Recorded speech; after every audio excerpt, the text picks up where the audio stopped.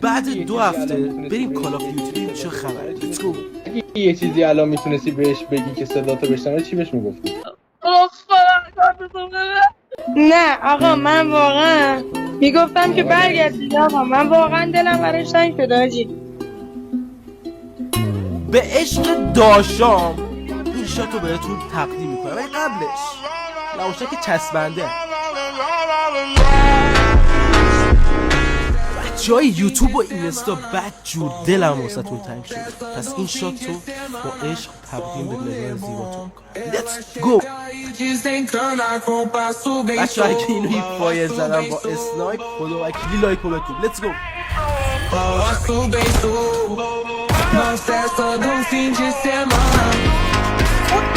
حاجی خیلی بده